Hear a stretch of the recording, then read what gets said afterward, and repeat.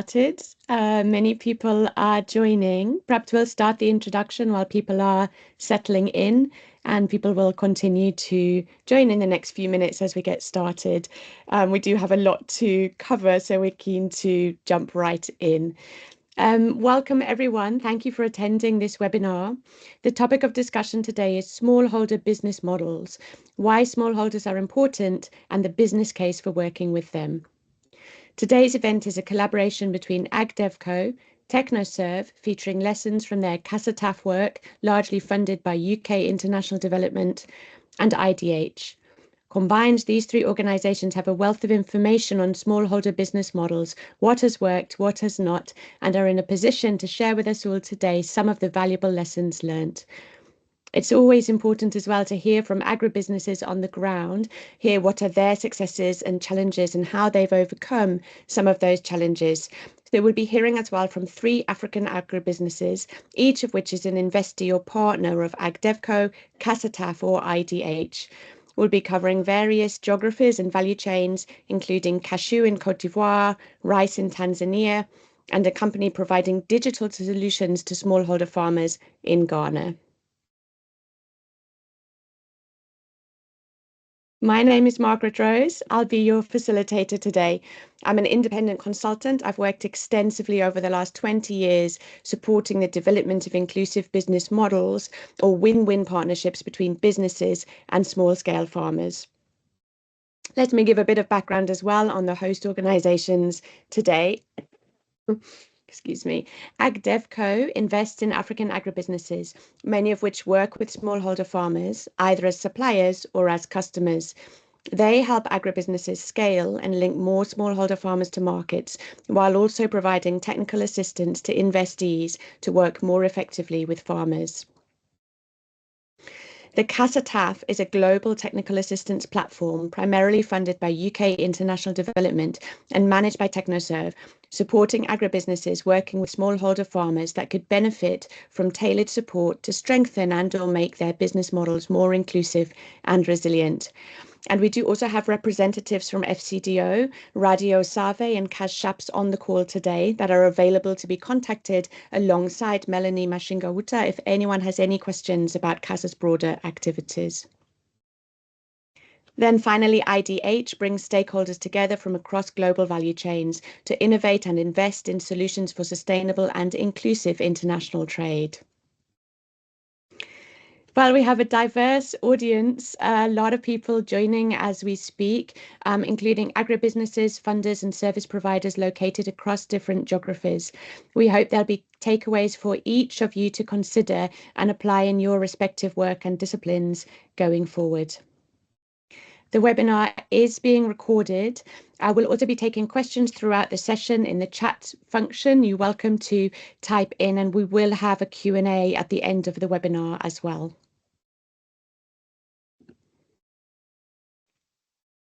So the webinar is going to last for 90 minutes, an hour and 30 minutes altogether. And we're going to have 2 panel discussions. The first one with agri investors and TA providers that support agribusinesses, that would be just under half an hour.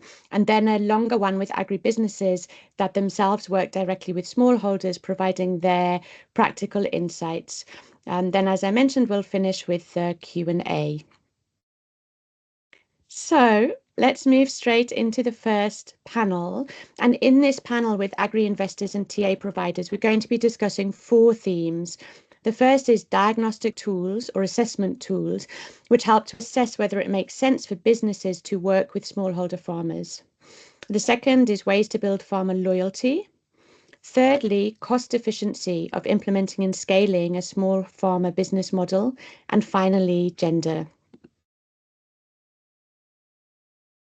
We'll be hearing from Jasmine Hidanovic, head of AgDevCo's TA facility, Melanie Mashingawuta, Senior Director, Inclusive Investment at TechnoServe, and Kafui Ajogatsi, Senior Innovation Manager at IDH.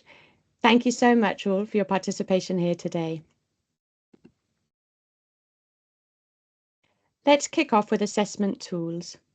How can we help agribusinesses determine whether it makes sense to work with smallholder farmers or to scale their outgrower models? what kind of diagnostic tools can they use? I'll invite TechnoServe first and then IDH to respond to this question. Thank you so much, Margaret, and great to be with everyone here today. In relation to assessment tools, we sort of fundamentally believe that in order to maximize the chances of sustained adoption and scale of any smallholder inclusive model, there needs to be a strong business case for the farmer and a strong business case, of course, for the business. Seems super obvious and not rocket science, but when a business is receiving funding and support from multiple investors and donors, it can be quite easy to get sidetracked and try to impose too much or a lot more on a business than is necessarily viable. So with that in mind, we're really quite focused on working with our partner businesses to figure out what makes sense within the parameters of their business models. And we use what we call an inclusive business plan, or IBP methodology, to sense check and prioritize sort of viable inclusive growth opportunities based on quite a robust assessment of both the commercial and the smallholder impact potential, and then of course any associated risks. So this kind of process really helps us to promote shared value models, examining different drivers of value, again, for businesses and farmers, and then tailoring any kind of recommended investments in smallholder farmers to business expectations of risk and return.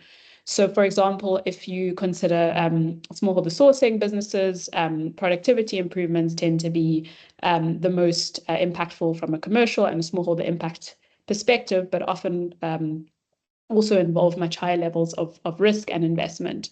And so for a business that's potentially operating within margins and a highly tradable crop, for example, they may want to consider prioritizing investments in shorter term quality improvements instead, with a shorter payback period, or staggering and focusing those deeper investments in yield improvements, for example, on higher performing farmer segments or down the line. Essentially, based on that analysis that we do, we then design and validate what priority initiatives make sense, and then how those can or should be supported by technical assistance. So this kind of upfront analysis helps us to establish clarity and alignment around financial health. It can support more data-driven decision-making and planning, and importantly, on the other hand, it can also advise where a decision doesn't make sense, or sort of no-go decisions to avoid poor investments that aren't likely to be sustained. In conclusion, you can kind of think of the IBP as a 3 to 4 month diagnostic strategy and planning process. But for us, it's really a bit more than just a diagnostic and planning tool. It can also really help to build alignment and buy-in across teams. And building upon that, and thanks for the introduction, Margaret. It's great to be here. I think we've been going on at IDH a similar journey to TechnoServe and the CASA TAP over the last few years, and with a similar ethos of how we look at integrating impactful business models in a way which is financially sustainable. We ourselves have been using the inclusive business methodology, formerly known as the service delivery model methodology, for around the last 9 years. And also what's very central to the way that we work is, this combined compelling business case and a compelling impact case for the engagement to be sustainable. So in similar ways, our approach assesses the demands of businesses, whether that's quantity of supply, consistency of supply, quality of supply, or whether they're looking to increase the sales of products to smallholders, as well as the corresponding needs of farmers around service delivery, procurement, preferences for engagement. And then through this process, quantifying the business case for as things stand and the impact case, but then seeing what are the opportunity pathways so this can be a commercially viable and impactful engagement. And over the years, I think where we've come to now, the program which we use this a lot for, the FarmFit program, has ended, and we've seen that this has been a valuable tool for businesses in being able to identify those opportunities going forward.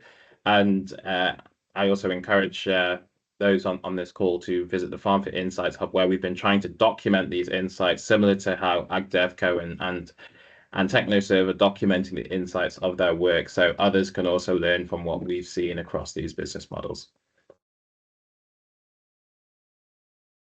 Thank you so much, both. I think it's great to start with a reminder of the importance of that planning step. So important to do that up front and leverage all of this experience from those who've gone before, what they've learned works and what best practice is already out there. Of course, things obviously can and do evolve on the journey as well, and that's to be expected, but that upfront investment can help to prevent costly mistakes, and as Mel was saying, also really to help to establish a strong and supportive relationship between agribusiness and TA provider.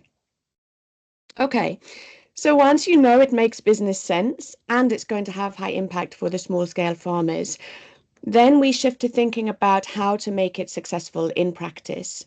We know that working with smallholder farmers often comes with a risk of side selling. How can we think about building farmer loyalty? Jasmine, do you want to come in? Yeah, so based on our experience over the years, both through our smallholder development unit, which was a $50 million TA facility focused on smallholders, but also through our current TA facility, we've seen that providing a deep extension service package contributes to building loyalty over time. This does not happen overnight, may take several seasons, but it is important to provide these deep extension services. Now, what does that mean? This could include providing multiple forms of training, practical and visual forms of training, such as demo farms, field days, video training, but also inputs and ideally combined with a loyalty or bonus scheme. One thing to note here, it's important to also segment your farmers in order to identify which of your farmers are most likely to apply what they learned, but also which ones are most likely to sell to you as suppliers or to purchase from you as customers to make it more sustainable. So ideally, you'd have a good idea of which farmers are more suitable as well to organize into groups that you can engage with more formally and in a more structured way. And this subset of farmers could access more benefits such as training or particular bonus schemes.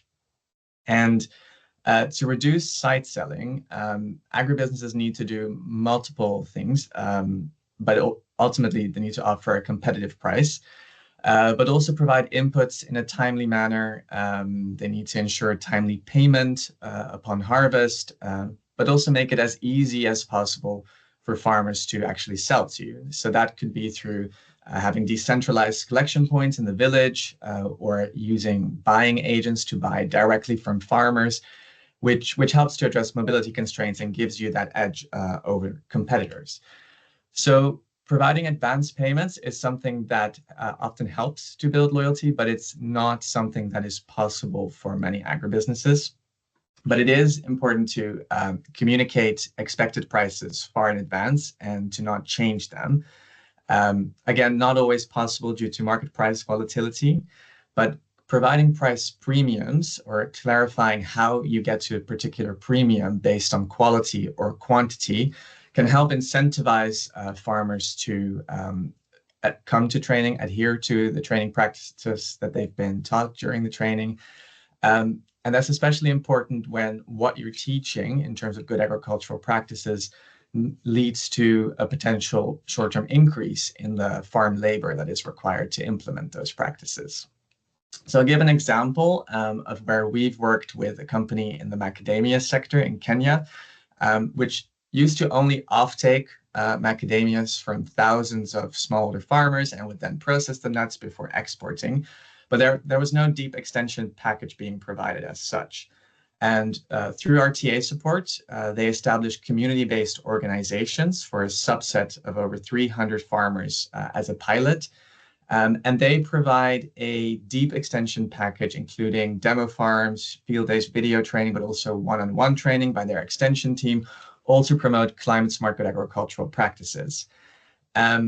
And what they did is they monitored farmer attendance to trainings and to what extent they're applying what they learned during training, and decided to eventually replace a small group of farmers that were not demonstrating the commitment. So that enabled the business to target its efforts at those farmers that had the highest likelihood of applying what they learned. And they also provide bonus payments for quantity and quality. And we see that the subset of farmers that received the deep extension package also improved quality metrics, such as the kernel crackout rate, in comparison to those that did not receive the deep extension package. And in addition to that, they also have decentralized buying points, as mentioned, and they make use of agents, which just makes it easier for farmers to sell to them. To help, the help that they provided with organizing farmers into these groups also made it easier for them to target training, to have a fixed platform through which they provide a deep extension package. But it also helped to build farmer loyalty. And it's a long process, and market factors have complicated things. We have seen that this relationship has ensured that many farmers continue to sell to the company, including this year when there was especially fierce competition from Asian buyers, as a law in Kenya was changed, which allowed the export of raw nut in shell, which significantly increased the competition for Kenyan buyers. So we're seeing that providing these types of services can help build loyalty, but it's still not something that can be fixed overnight and requires a lot of commitment over time. Just to maybe build on some of the points and continue on the thread of kind of really focusing on what's possible within the parameters of the specific business context. I wanted to pick up on a few things that Jasmine or AgDevCo mentioned around kind of focusing on high potential farmer segments and prioritizing investments there, which we find can sort of really help to scale more cost efficiently, and then go deeper where there's sort of strongest potential for return. A practical example of this is our collaboration with a coffee trader in Tanzania. They were trying to grow the volumes of certified and sustainable coffee that they could source in the country, and they were facing challenges in expanding their sort of global sustainability initiatives, which was sort of being driven by growing demand from coffee roasters, as a result of the sort of more unpredictable regulatory environment in Tanzania, and also complexities around working with coffee cooperatives. So acknowledging the risks and challenges in maintaining long-term relationships with cooperatives and sort of the regulatory environment, we co-designed a smallholder loyalty program, which could essentially deepen the business's engagement with more reliable farmer groups while limiting engagement with those that were sort of potentially higher risk or not yet ready. So to support that, we developed a scorecard tool that can assess and monitor performance of cooperatives against certain dimensions related to things like governance, financial health, smallholder loyalty, operational efficiencies, etc. And as they move through that loyalty program, they become increasingly eligible for larger investments from the business to enhance things like quality and volume. So, for example, if you think of sort of the classic bronze, silver, gold structure, at the silver level, cooperatives can access things like equipment. At the gold level, they can receive sort of deeper extension support or tailored agronomy advice and access to finance or financial incentives. And this is helping the business to grow and optimize their relationships with farmers whilst also minimizing commercial risk. And at the same time, the farmers that are belonging to these groups or tied to these co-ops at the highest tier can then also benefit from the kinds of services that would generate higher yield and net income benefits. And they have then an incentive to keep engaging with the business. So really, farmer loyalty to the business, but business loyalty to the farmer is also important and sort of facilitating that two-way relationship. Thank you so much, both. It's really interesting to hear both organisations talking about segmenting farmers and offering differentiated services, and both highlighting incentives like competitive price, advanced payments, if that can be possible, premiums, even loans, to help to build loyalty. However it's done, that trust is just so fundamental to the success of the model overall. I just wanted to quickly clarify on the slides. This is a discussion. We are not running through slides. So the speaker slide is the correct one on the screen. You're not missing anything if you're not seeing slides changing. Now, one of the barriers or perceived barriers to companies considering inclusive business models working with farmers is the cost. So this talk about farmer loyalty is fantastic, but it's starting to sound a little costly. How can we make working with small farmers cost efficient another key success factor? Kafui, can I start with you for this one?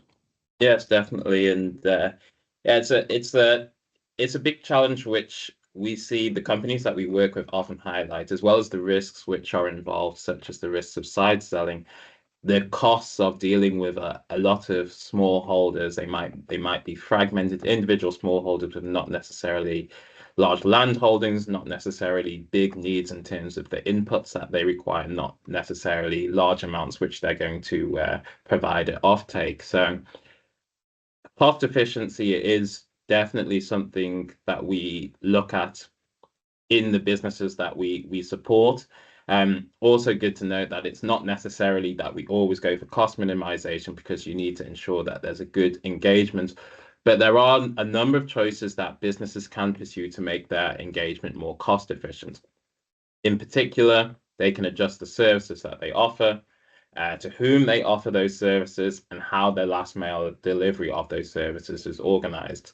For instance, it is important for a business to understand which services are of most value add for the farmers and for themselves. So that's what the diagnostic tool is helpful for, but also collecting data and engaging regularly with farmers to better understand what are their needs, and how you might adapt your offering to those needs is crucially important. We often recommend with several of our businesses to take a more targeted or segmented approach to service delivery, and that can ensure that businesses are avoiding investing in things which don't warrant investment. As mentioned by Jasmine, aggregating farmers into groups, that's also something which we see in a lot of businesses do, particularly in some of the value chains where the crop value is a bit lower, and businesses want to ensure that they can engage with farmers in a more financially cost efficient way. So aggregating farmers into groups can reduce costs by lowering the number of touch points for the provision of services and for the sourcing of produce. When it comes to last mile delivery, to avoid inflating the fixed costs, we've seen several businesses who build their smallholder engagement by leveraging intermediaries such as agents, and these agents can be paid on a commission basis, where it compared to a fixed salary. And the key benefit of this is that the amount of payment which goes to those agents is linked to sales, or it's linked to input sales, or it's linked to offtake, rather than being a fixed cost, which in bad seasons is something which a business also incurs. So it's a risk which they also face.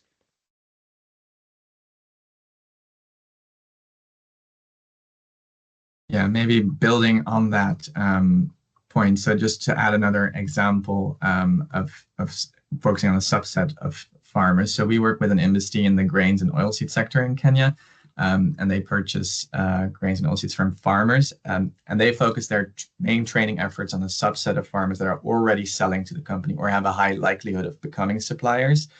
But the business does still reach a much larger group of farmers through training, but that training is more light touch. So they allocate their resources and their cost to that subset of farmers where the value for money of providing the training is the highest, which makes it more sustainable for the company.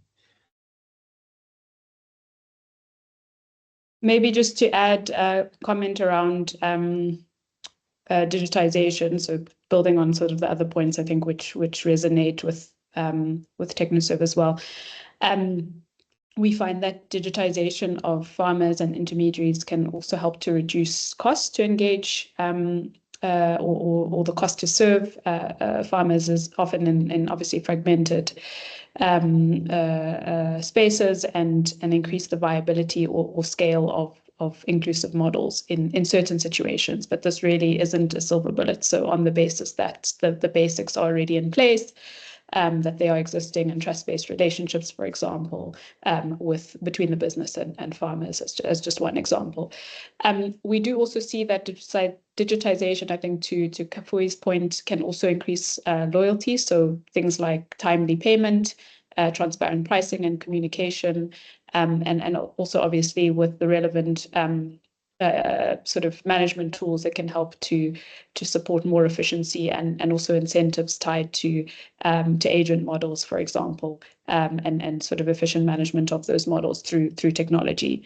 In some scenarios, usually rarer cases, we've seen that it can significantly sort of support transformation or introduction of new models and deepen or expand smallholder reach. For example, we worked with a pig processing company in India to develop a simple digital tool to track pigs in their supply chain, which could sort of enable the scale up of a new decentralized processing model to more locations. We see loads of challenges and risks that come with introducing new digital platforms. And obviously a big learning for us over the years has been around keeping it simple and sort of really introducing this at a comfortable pace, building off technology and data that the company already has, really focusing on data and information points where there's where technology makes business sense, and invest in that specifically, and sort of evolving the system or the requirements over time rather than committing to too much at the beginning.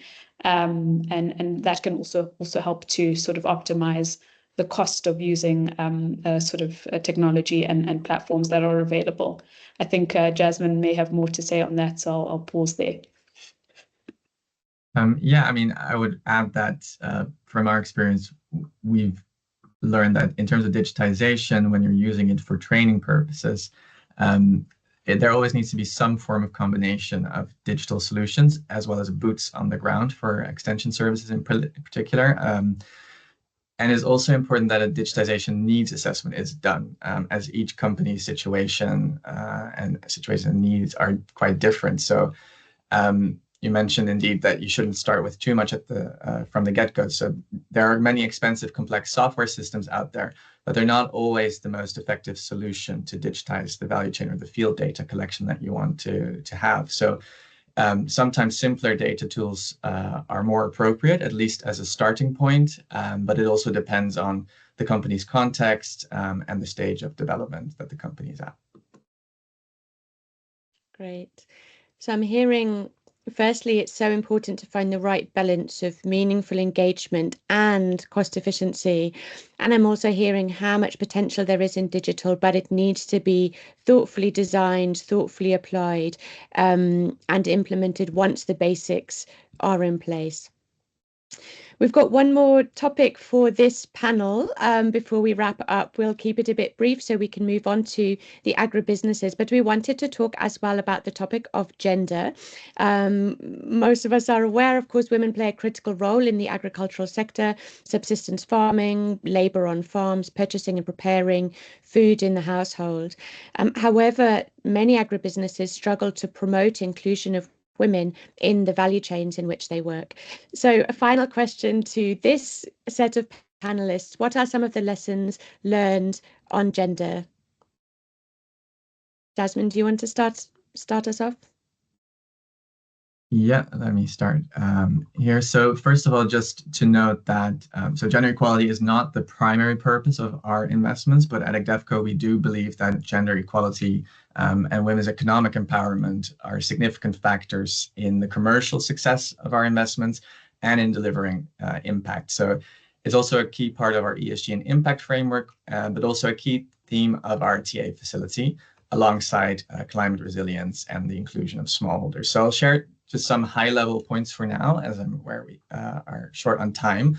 But we've learned that it's not sufficient to just have a targeted percentage of women without having targeted actions to help you achieve that target. So it's not just about counting women, it's also about the quality of their inclusion in the value chain. And often targeted initiatives are needed to affect that change. So We talked about assessment tools earlier in the panel to determine whether it makes sense to work with smallholders in general, but it's important to also apply a gender lens to that as well. So, for example, a value chain assessment can be done to determine and to better understand the needs of the smallholders in your value chain, but in particular also how the needs of women may differ from men, and that then helps you to tailor your solutions and interventions to make sure that women can be participating better in the value chain.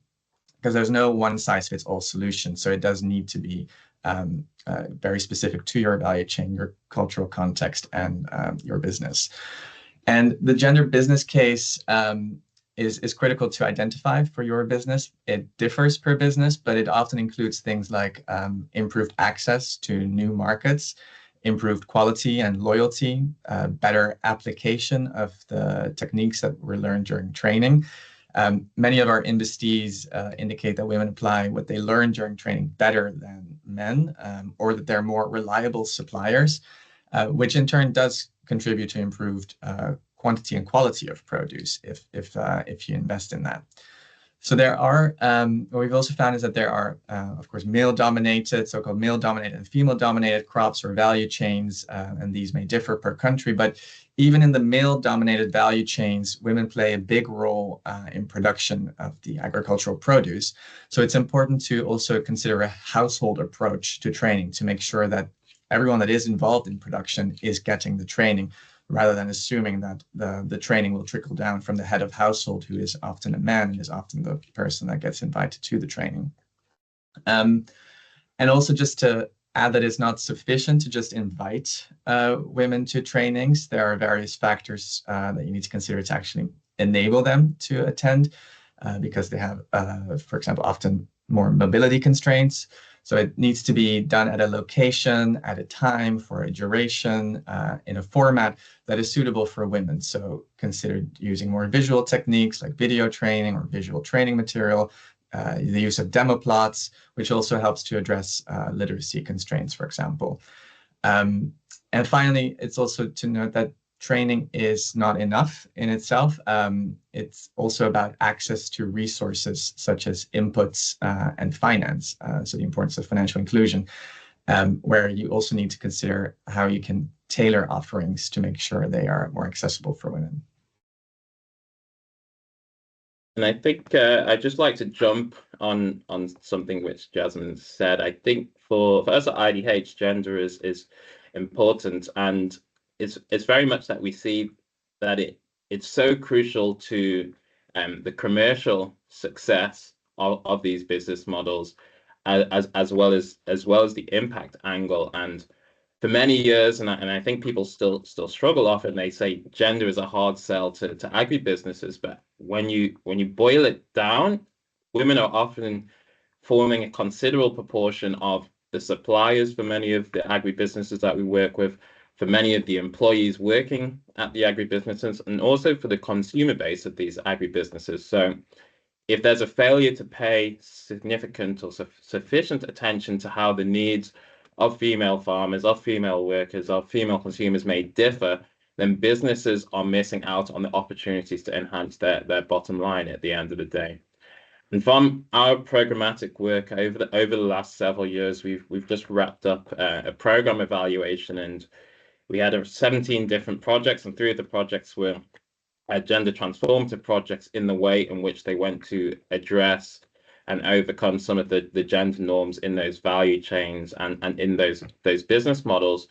And we've seen on an impact perspective that the income impact has been actually considerably higher in those gender transformative business models compared to some of the other business models. And it's not only that the income increase has been higher for women, but we've also seen that it's had quite a strong increase on the, or even a stronger increase on the men in those business models. So also showing the positive spillover effects from really integrating gender into a business model. Thank you. Right, really interesting. And so it's a question of articulating that business case for gender, demonstrating with data, with positive success stories, that can be so important, helping other businesses to implement and expand gender inclusive models. Thank you so much, Jasmine, Mel, Kafui. Fantastic insight. So many really, really practical tips in what you've covered. We're going to move straight on to the agribusiness panel discussion now. Let me take a moment to introduce our next set of speakers. So first we have Salma Setaru, co-founder and CEO of Cashew Coast, a cashew nut processor and exporter in Côte d'Ivoire that sources from 7,000 smallholder farmers.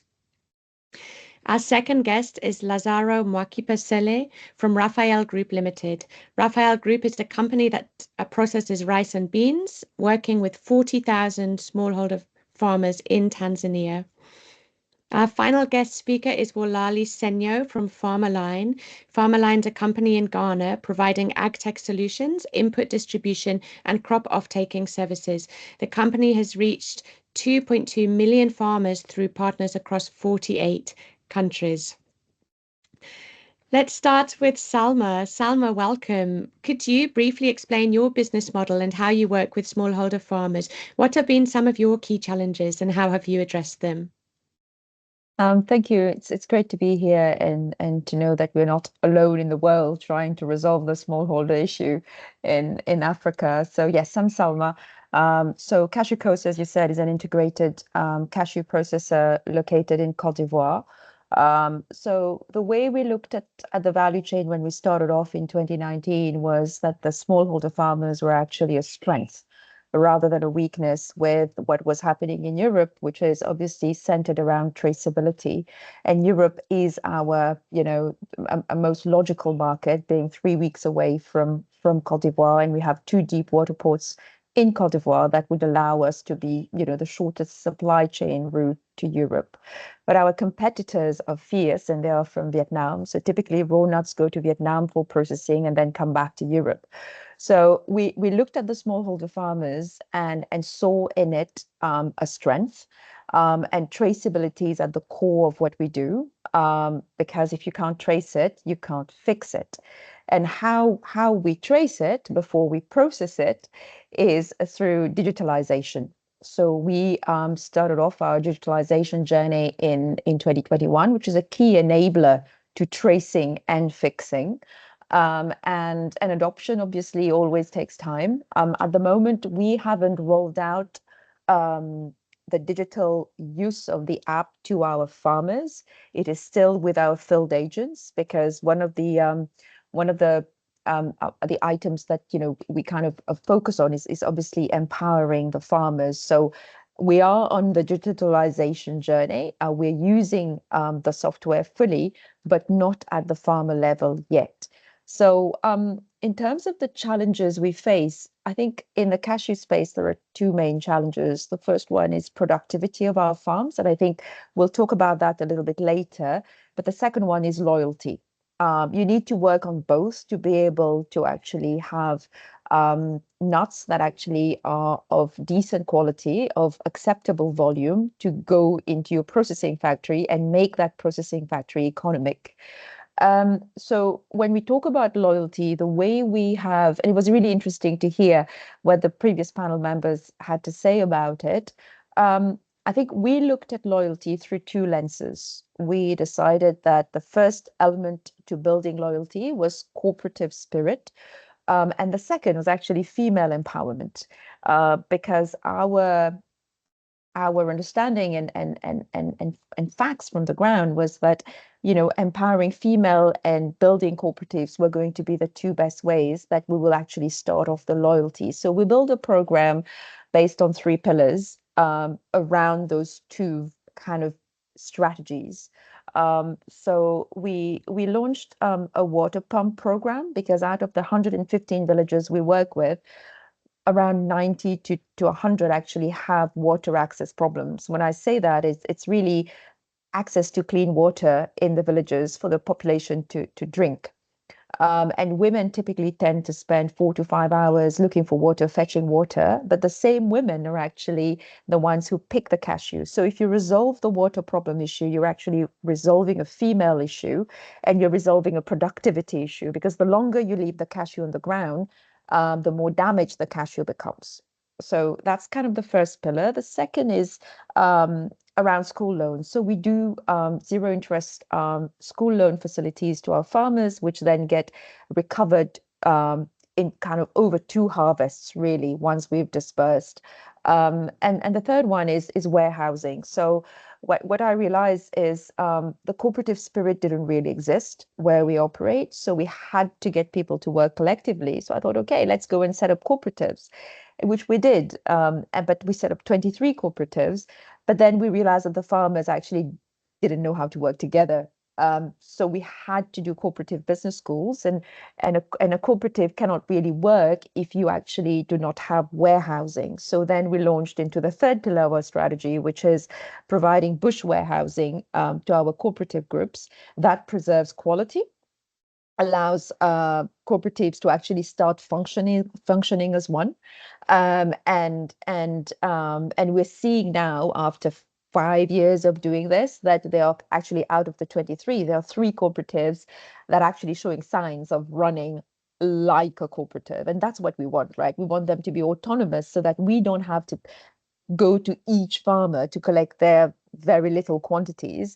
To give you a sense of scale, you know, a farmer in Cote d'Ivoire would produce between 1 to 2 tons, and we have to buy, you know, 10,000 tons, which we bought this year, and next year we're buying 16,000 tons. So the collection effort is huge, and it is in our interest to actually build these cooperatives and get them to function.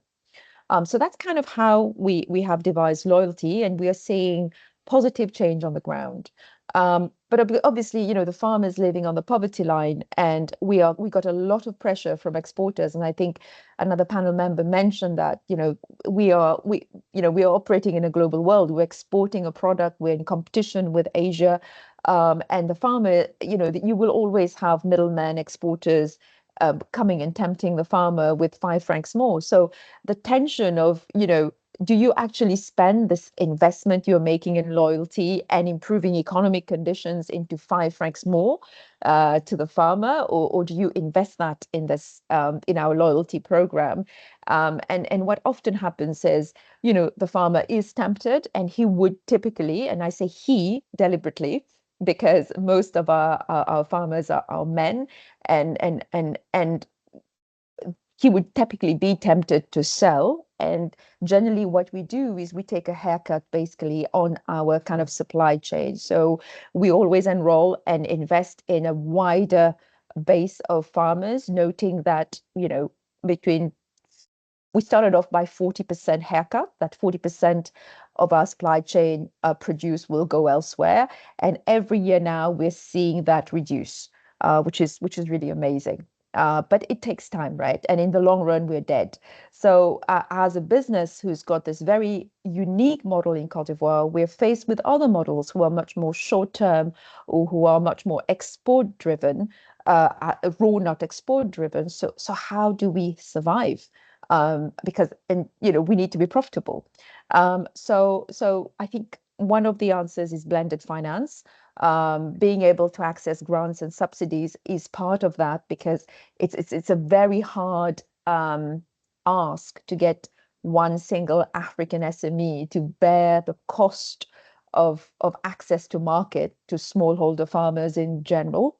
So and the solution we have found to that is leverage regulatory pressure, which have really played in our favor in Europe, because traceability is at the heart of cocoa, rubber, coffee, and everyone in the cashew space is now really thinking, oh gosh, how do we get traceability in what we do? So buyers now are quite concerned with compliance. So what we have proposed to our buyers, for instance, has been, and I'm talking here about, you know, supermarkets in Europe, etc., is to co-invest with us in our supply chain, so that they can then tell the story. They can have the de-risking mechanism of saying, if we work with Cashew Coast, we will actually not run into issues with child labor, with deforestation, etc., because we have a very robust traceability system that actually has been tested over years.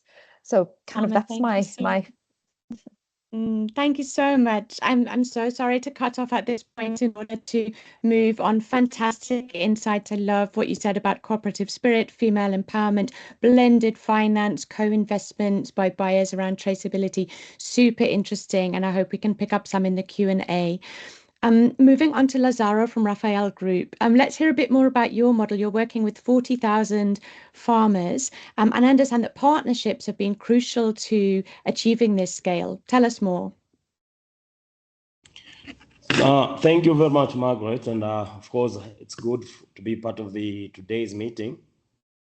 I think you can hear me. Yes, we can. Thank you. So my name is Lazaro. I'm the General Manager of Raphael Group. We are a private limited liability company based in Mbeya, Tanzania. We are working with small farmers on rice and beans. We are basically processors and traders of cereals. But we are currently working with around 40,000 smallholder farmers, especially on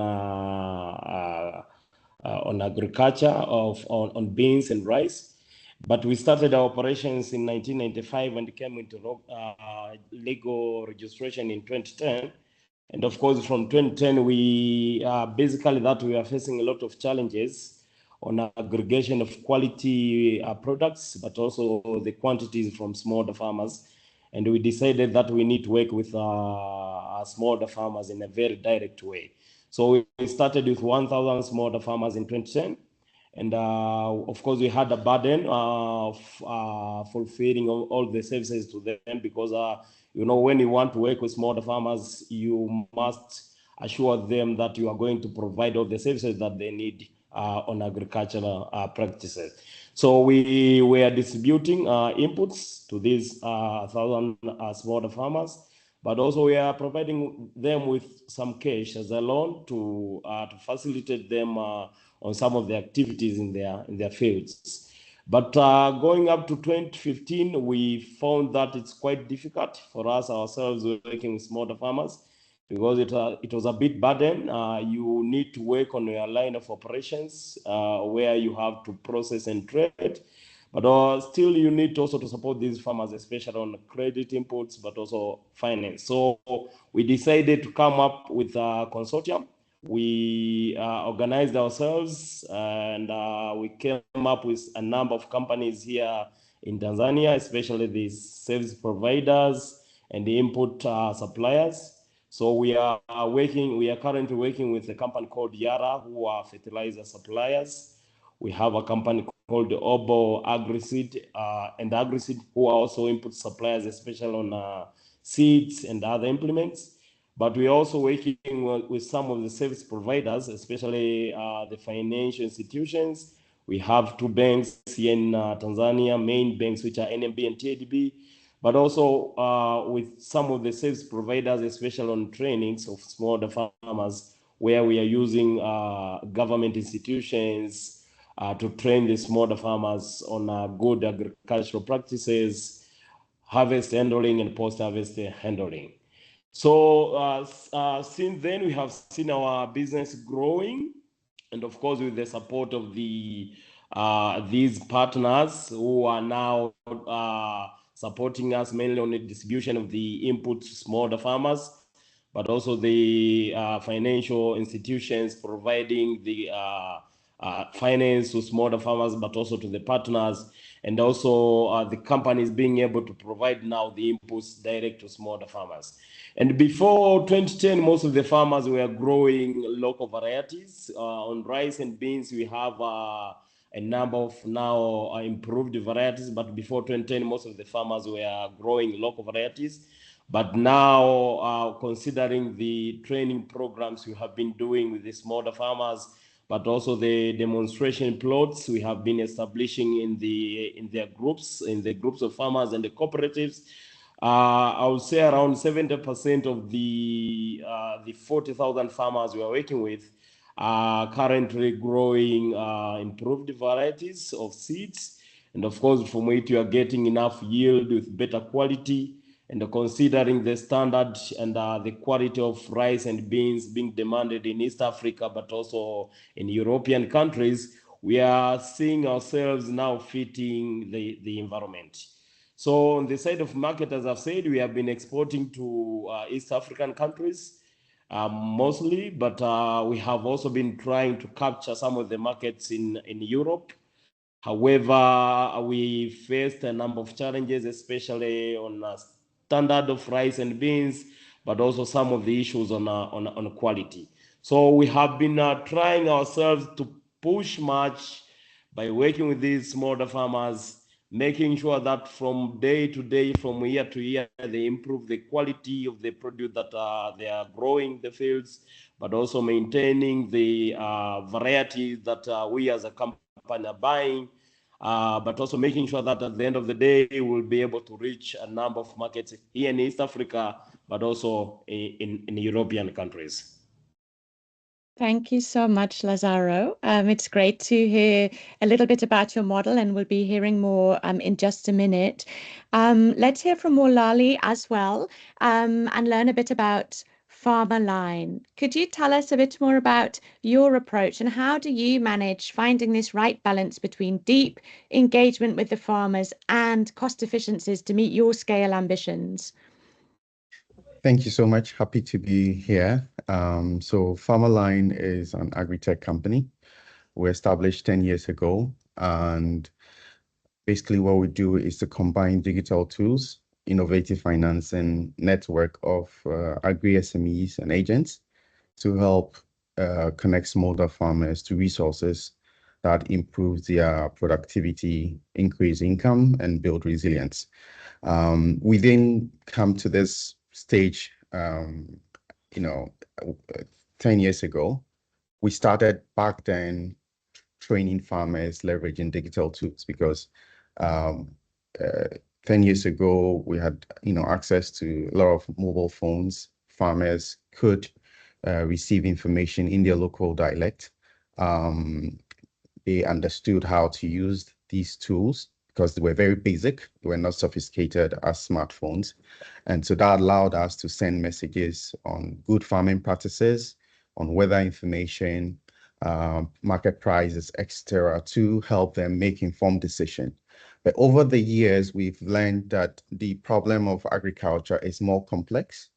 They are more interwoven, and so you need to help farmers. And I think in earlier discussions that came up, you need to connect farmers to the inputs, the right inputs. You need to help them with the right blended financing mechanism. You need to also help them with the market access. And so over the period, we've learned to approach the support or to create impact. We need to go in a more bundled manner, which is helping smaller farmers get the needed support to increase their yield and then build resilience.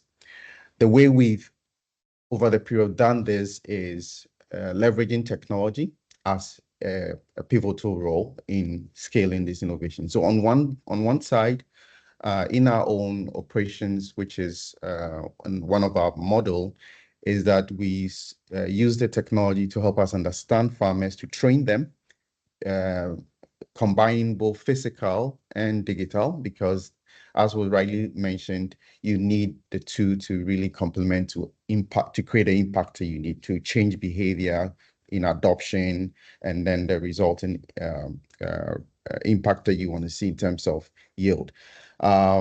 We also use the same platform in our financing, so helping us to better understand the credit worthiness of these farmers using alternative data to make informed decision on how much funding we can give them.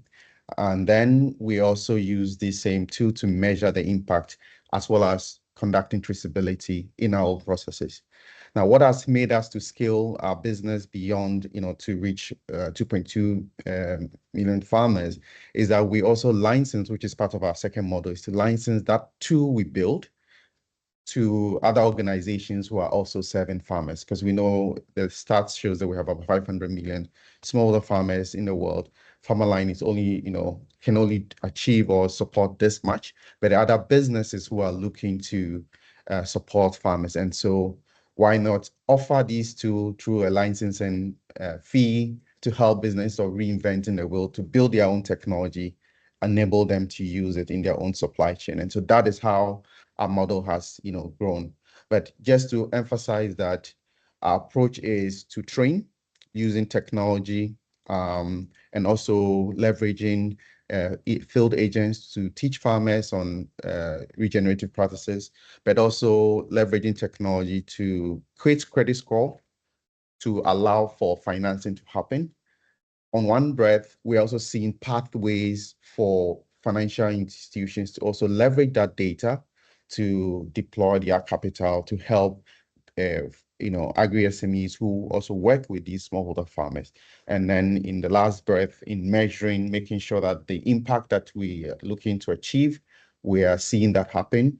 We're also able to work with stakeholders to show traceability, to bring more visibility in the supply chain.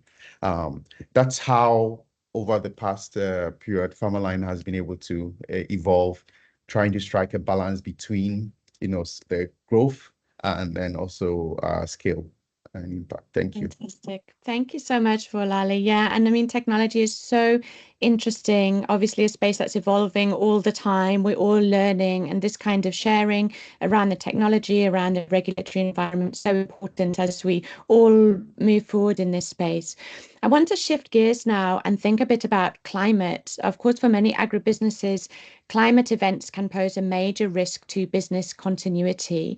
And I'd like to ask our panelists to touch a little bit on initiatives that you are incorporating to help increase small farmer climate resilience. Maybe sticking with Bolali, you want to jump in first on climate initiatives.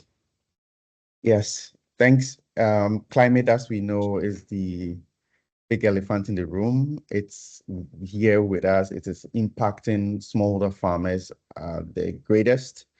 However, the activities of smaller farmers also contribute to, climate change, if not well managed, not well controlled, or being taught in the proper way of cultivating.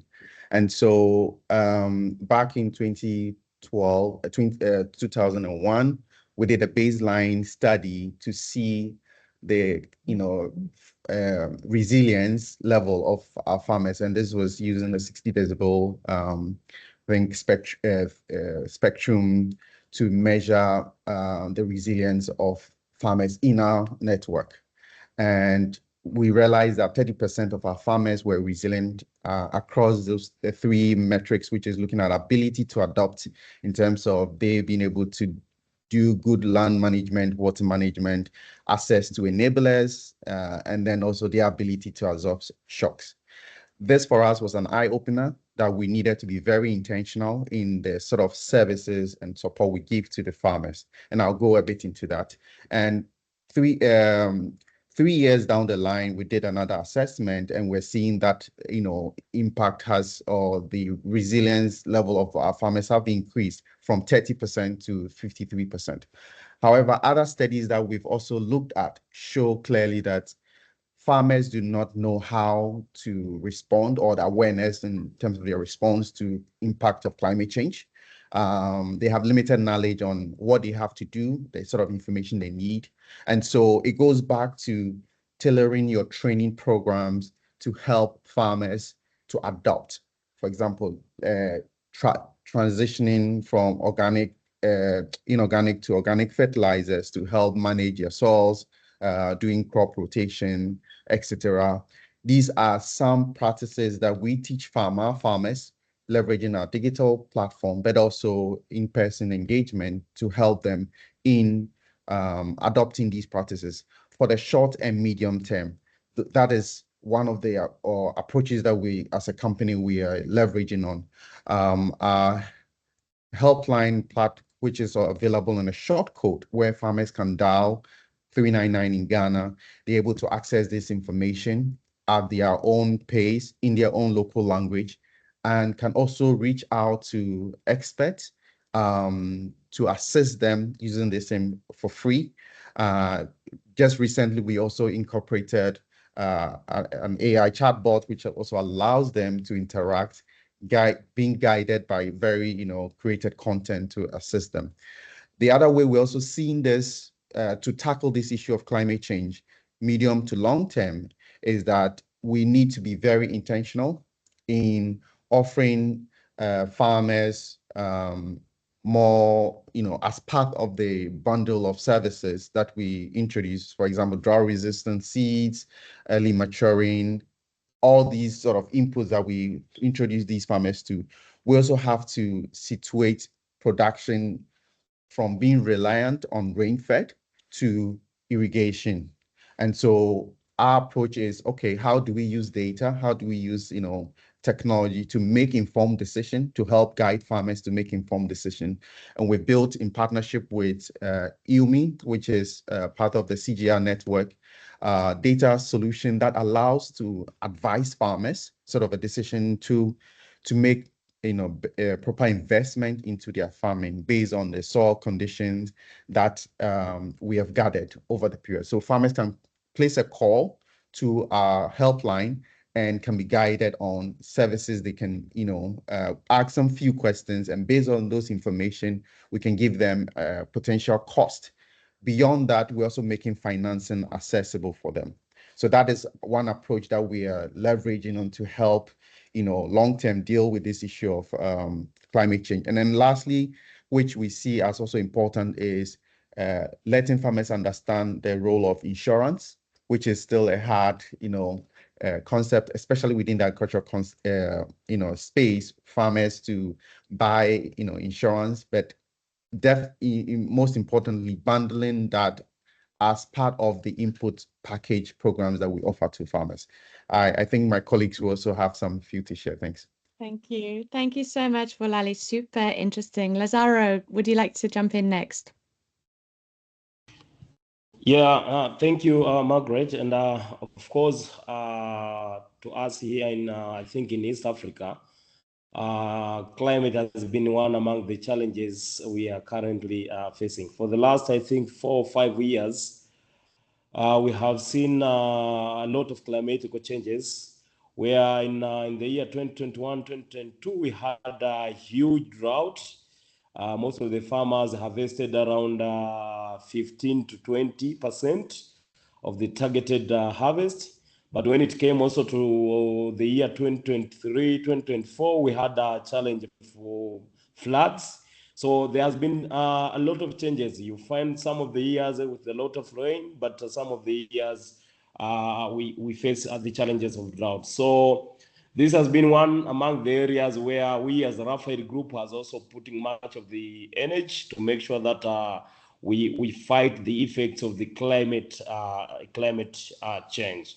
And one among the ways we are using to conquer the climatical issues, or maybe making sure that the farmers harvest enough at the end of the season, is advocating with the government of Tanzania, where we try as much as possible to insist on the building of irrigation infrastructure in the production areas, but also channeling unwanted water into rivers around the areas. So the government has also been putting much of the effort, putting much of the money here in Tanzania on building the infrastructure, the irrigation infrastructure, especially on the rice fields, but also trying to channel, having the channel that goes to most of the rivers around. So where we have floods, we can easily channel the water going to some of the rivers close to the field areas. But the other thing we are doing as a company is now trying to train the farmers on the effective use of water, but also training them on the system of rice intensification, where then the farmers can use properly the water available during the time when we have drought. So we may have few water, but farmers can still use the same water, and at the end of the day harvest what we expected for them to harvest. But also they can use the inputs with accordance to the seasons. So there are times that you see they don't need to apply maybe much of this kind of fertilizer, and maybe use the other fertilizer. So we are trying to train them, and of course with regard to the season and how the climate is, the farmers will that we have actually insisted them to use. But the other thing is has already been talking about, which is on seeds. We are drought-resistant seeds. We are also training farmers on using the drought-resistant seed whenever necessary, especially in the years where it has been predicted that we won't be having enough rain. So I've seen most of the points have been spoken by my colleague, and I don't think that I need to talk about them again. Thank you. Thank you so much, Lazaro. Thank you. Sorry to rush through. Salma, what about Cashew Coast? Interesting. In the case of cashew, actually, cashew is the crop of resilience against climate change, because with the desertification that we have seen in Cote d'Ivoire itself, actually, the cocoa is not growing anymore. So many of our former cocoa farmers are now switching to cashew. So cashew is one of these crops that are actually allowing the farmers to build livelihoods. And with the increase of plant-based protein requirements from Europe, the vegan movement, so cashew is now being consumed more and more in Europe. So kind of cashew is the future for many of our farmers. Now the issue is around the plantations. So the plantations are aging. So we've just finished a full review of our supply chain to assess actually the level of aging plant trees that we have in our supply chain. And I would say that more than 60% of our plantations are actually aged more than 10 years old. So what we've done and obviously older trees are more impacted by climate change. This year is a case in point when we had drought, and then they had severe rain. So we were kind of double whammied because when there is severe rain, the nuts remain longer on the ground, because obviously the grass grows quite tall, and the nuts become more humid. So even if your volumes basically caught up when the rain came, the quality of what our farmers produced was really bad. So this comes from a lack of investment in these supply chains, particularly from buyers of raw cashews from the farmers. So we've basically had a whole program in terms of improving our farmers' resilience to climate change. And one of the vicious outcomes of that as well is that it's impeding our progress with cooperatives. So as we actually progress in developing these cooperatives, we would expect the cooperative to be able to sign a contract and say, we will commit to sell you, I don't know, 400 or 500 tons of raw cashews this year. And I was in the bush, actually. I just came back yesterday.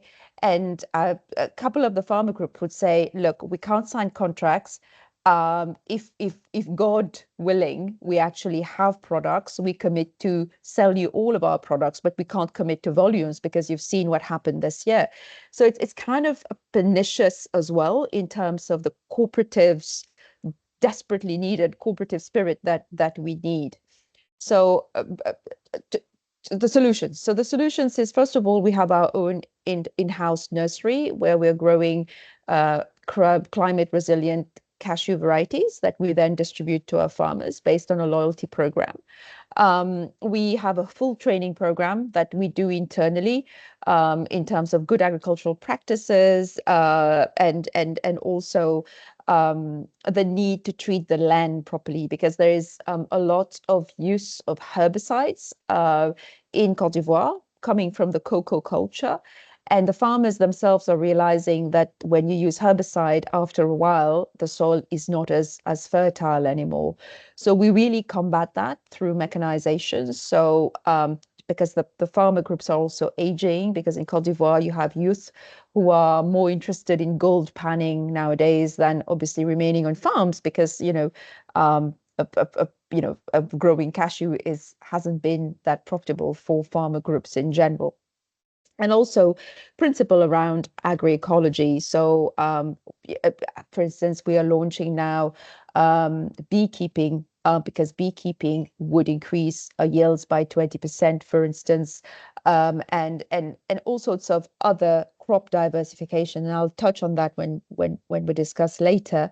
And access to inputs. So we have now launched a project which involves basically recycling our shells into biochar And as many of you would know, biochar can be an input to improve soil quality and productivity of farms. That is it for me, Margaret. Thank you so much. Again, I mean, just so many fascinating examples, really practical, fantastic initiatives from all three companies on the ground. Lots of inspiration there.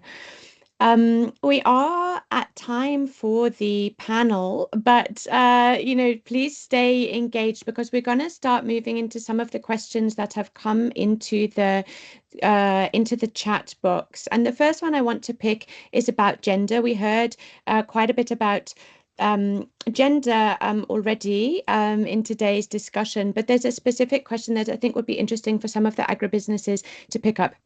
The question is, could any of the panel give any concrete examples, country, commodity, value chain, segment specific, of engagement you've made in program design for increased women participation or agency within a cooperative and or in leadership roles? I don't know, Salma, if you wanted to speak for a couple of minutes, Lazaro or Lali, I know you're all doing fantastic stuff on gender. Yeah, I mean, gender is at the heart of what we do. But unfortunately, the gender balance is quite skewed with our farmer groups. Typically, only 20% of our farmers are female. Generally, they're widows because then they would inherit the land. So, but the work gets done by women. So the cashew picking is generally done by women, but the title holder to the land would generally be a farmer. And because farmers as a general group are hand to mouth, they tend not to have access to be able to pay to have access to paid labor. So and the farmer would usually use his wives and daughters, etc., to actually go and pick cashews. So so female, and we believe in the business case for in women to resolve the loyalty issues, and I think we've talked about that earlier. So there are two main things that we have developed to further empower female leadership. As an example, out of the 23 cooperatives were built 5 years ago, not a single woman was actually elected to the board of these cooperatives. And now we're actually seeing at least one woman coming up on the board of the cooperatives, which is really, really cool. And that's inspired by a strategy that we've implemented. The first one is to organize the women into Women Pickers Association. So because typically the women were quite disparate in terms of moving from one plantation to the other to do the cashew picking. Now we've organized them into Women Pickers Association. We train them, and we also lobby for them to get paid. So typically when we pay a farmer, for instance, we would deduct the salary of the women involved for picking that cashew and pay it over to the women. It causes some tension, but we're getting there slowly. The other thing that we are currently developing is crop diversification, because typically the women not only do cashew picking, right? They do subsistence farming, they grow chili, they grow tomato and other produce. So, and particularly in Côte d'Ivoire, they grow cassava. So we are now getting into the phase where we are actually starting to buy these crops from them.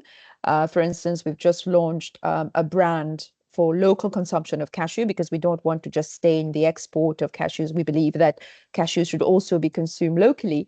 So we are actually buying chili from our women from the communities to then roast it with our cashews for the continental market. We have a big canteen. We have 700 employees. So attiéké, which is basically cassava couscous, we are actually getting our women from the villages to make it, and our canteen is now a buyer of that attiéké. So that's creating a lot of female loyalty towards what we're doing, because we're diversifying their revenues. And also being a woman, I think, kind of helps women take on more leadership roles in the communities we work with. Thank you, Salma. Yeah, you must be a great inspiration to the farmers you work with. Lazaro or Lali, would you like to add just for a minute on to Salma from your perspectives? Yes. Who should start? Yes, you can start. You can start. Oh, okay, that's fine. So thanks so much. So as part of enhanced aggregator model through the CASATA program, we undertook a gender strategy of being intentional in how we see that a lot of depend on the value chain. So for example, we work in soya bean. A lot of the farmers involved are women. However, we noticed that at the aggregation side, sorry, there are very few women involved in that. And part of our work through this, program is to enhance how we more deliberate in supporting a lot more women aggregators or women agri SMEs to be equipped through the various training programs that we offer. But importantly, also, hitting the bottom line as a business. And why I'm saying this is because we realize that, and literature also support this, that women are better suppliers and also better at, credit repayments, etc. And this is what we are realizing. And so in our model, what we've done is to identify in specific value chains through the aggregator model, where we are looking at for, let's say, soybean or for rice. We decide on which of the models may best fit for us, whether we would work with smaller aggregators who work with, or medium aggregators or large aggregators who work with a number of smallholder farmers who are then equipped with technology, with the right training, with input support for us to be able to offtake. And we see that building such relationship results in trust because over the period, what we've understood is that within the product market, some aggregators see technology as a threat to their business, especially, with a male dominated. They don't want more visibility in what is going on. But by introducing technology, by introducing digitization through their farming processes, we are seeing that it's opening opportunity for financing that traditionally they would not get access to from partner financial institutions who are willing to now, invest in money. I give an example, Vesta Agri sorry. Access. Okay. Sorry to cut you off. I just want to hear from Lazaro for 1 minute, Sure. and then there's a couple of other questions that are so interesting. I'd love to get them in. Sorry. Lazaro, just 1 minute, please, and then we can take a couple of other questions in the box. Thank you very much. As my colleague said, women are quite important. And of course, I would say in these value chains, we depend much on women. For instance, for us on rice and beans, we depend much on women because they are people you can trust, they are loyal, they are people, when you have an arrangement, you have a contract signed, you're quite sure that at the end of the day, they are going to deliver. So we have seen this, and that's why we as Raphael Group, we are pushing much, making sure that we increase the number of women working with us, because currently in the 40,000 smallholder farmers, we have around 40% of women working with the company, but we are looking forward to reach around 60% of the farmers who will be women and are working with Raphael Group directly. But also, we have already been trying to establish women groups. We have around 200 farmer groups where in it there are these we call cooperatives. We have those farmer groups, but we also have these AMCOs. But out of these, we have around 10, which are basically women groups.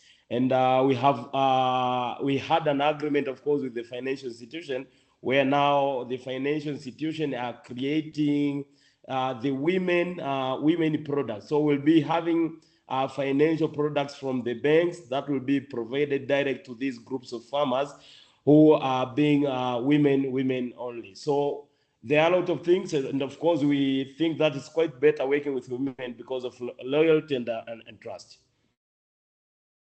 Thank you so much. And that's such a great example that leads right into the next questions that I was planning to ask. And for these questions, I want to go back to our original panel and just hear from them again before we close. There's two questions that have come up around financial services. I'm going to just read them both out.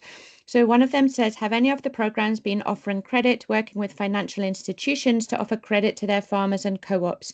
What is the experience with interest rates, ability to repay, and keeping farmers from defaulting?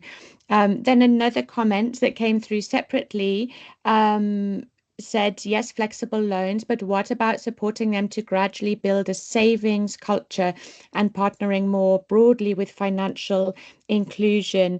So perhaps the three investors, TA providers could speak briefly and just pick up on whichever point around financial inclusion resonates most for you. I'm willing to sorry, go ahead, Mel. No, go ahead, Kath. Okay, yeah, I'll jump in very quickly on both questions. I think for the second question, in our approach, what's been key to us is more to take a bit of a step back and look at the cash flow of a farmer, and then from the cash flow of a farmer, trying to figure out what are the best interventions. And I think in the sector, there is a heavy emphasis on credit, and we do see the value in credit, but there's also other interventions which can help cash flow, such as savings, but also such a timely payment of after the sale of produce, which we've seen also have an effect in ensuring that farmers don't have severe cash flow needs at certain times of the season. And to tie to another question which I saw, something also working on income diversification is also seen as another measure to reduce the reliance on credit, but credit is still fundamentally quite important for a lot of in a lot of the projects for farmers to be able to make the investment that they need. Then when it comes to engagements with banks, so actually Raphael Group, who we support, they've worked on tripartite financing agreements with local banks in Tanzania, whereby the offtake contract which Raphael Group provides to the farmers is used as collateral, used as a form of collateral to enable the banks to then lend to those farmer groups in this instance.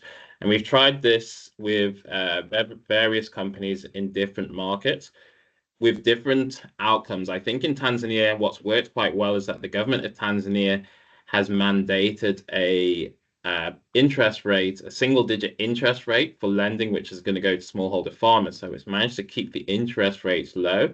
And then because of the strong relationship, which, for instance, Raphael Group has with their farmers, repayment rates are high. The challenges tend to come when there's drought. In some other markets, what we've seen is that there's been still able to set up those agreements, but the interest rates still end up being quite high, say above the 20% mark for the smallholder farmers. So that government intervention in Tanzania has actually made that type of tripartite financing agreement more viable for smallholder farmers in that market. Thank you so much. Mel, did you want to come in as well? I think Kaf's summarized quite a few of the key points. I couldn't agree more in Tanzania. That sort of creates an enabling environment for us to also partner with a lot of the co-op or development banks, for example, that are associated with other incentive mechanisms, like the kind of work that Aseli is supporting to sort of try to support sort of banks to invest more in the agricultural sector, and kind of aligning or building on such initiatives with then technical assistance to SMEs or co-ops in those markets to sort of be able to sort of meet the application requirements, etc., and also support sort of effective timing of distribution of loans that can also be challenging when the products are not structured in a way that's suitable to seasonality, etc., etc. But I think that we also see a big continued need for value chain finance, although this can be really hard to get right and not always possible in terms of sort of being able to flow finance through either aggregators or businesses that are working closely with farmers, where there is a case for this, and where where possible, we find that can sort of support a much lower cost of finance. But of course, that the existing relationships, I guess, between the businesses and the farmers need to be in place. To what extent are you able to leverage sort of existing services that are being delivered to farmers, or existing infrastructure rather, so that the cost of lending is not sort of higher than possible to absorb. And in those situations, I think structuring the appropriate sort of lending scheme and sort of support to effectively select recipients and procedures in place to sort of support repayment, including how digital platforms can be leveraged to monitor those repayments or incentivize those repayments, has been successful.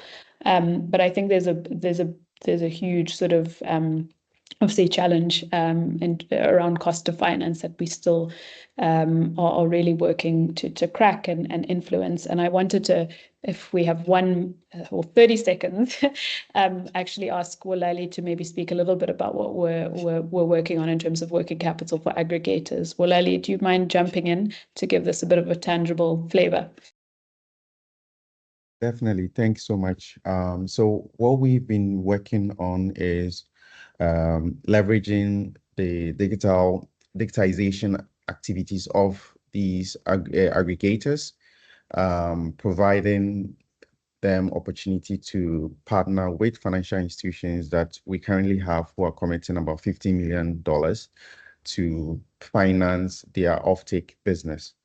We have about 4 banks, local banks, who are basically engaging a number of these, about 20 of these aggregators that we are looking to work with them this season, focusing on soybean value chain.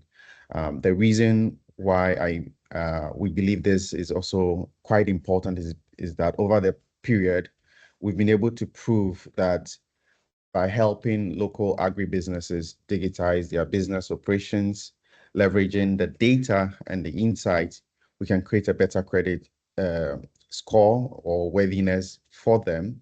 And that allows banks now to then lend. And we have done this by deploying our own balance sheet, about $40 million. And now the banks are seeing interest and want to also take a bite of that. And we see this as a future, as a path for scale, enabling many local agribusinesses, especially women-owned agribusinesses, to tap into this. So that's one of the work we're doing, and this is part of the CASATAF enhanced aggregator model, which allows the aggregators not only on the sourcing side, but also connecting farmers with inputs and then helping them with training. So it provides a complete 360 support to farmers. Thank you. Thank you so much, Wolali. We are almost at time, so I think I'm going to have to cut the discussions. It really feels like we're just skimming the surface, and so much more depth, which I hope we will all continue. I can see connections already happening in the chat box and people going to meet offline. So please do reach out to us. I think you have the contact details, and let's continue the discussion. I've been so struck by the enthusiasm of everybody, the deep commitment, the deep knowledge. What a pleasure and a privilege to be with you all here today. So thank you all for our speakers, for their time and valuable contributions. Thank you to participants and all the debate. We wish you a good rest of day wherever you are in the world, and hope to see you soon at future knowledge sharing events organised by AgDevCo, TechnoServe and IDH. We'll now close the session. Thank you so much, and goodbye, everyone.